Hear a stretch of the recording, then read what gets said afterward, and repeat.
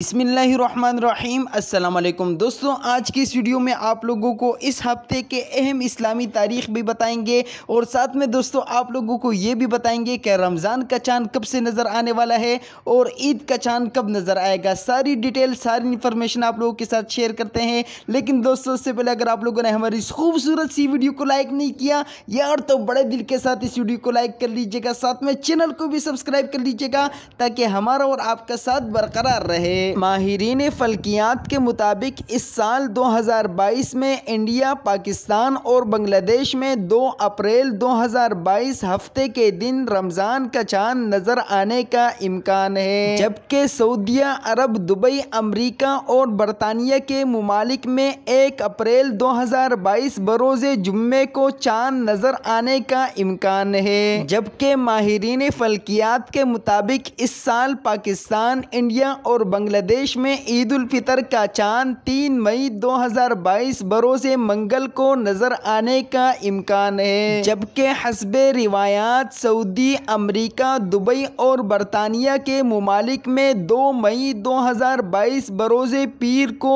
ईद उल फितर का चांद नजर आने का इम्कान है। अब बात करते हैं इस हफ्ते के अहम इस्लामी तारीखों के बारे में। आज पाकिस्तान में 29 मार्च 2022 और मंगल का दिन है। आज 29 मार्च 2022 को इस्लामी तारीख 25 शाबान 1443 हिजरी है, जबकि 30 मार्च 2022 को इस्लामी तारीख 26 शाबान 1443 हिजरी है और 31 मार्च 2022 को इस्लामी तारीख 27 शाबान 1443 हिजरी है।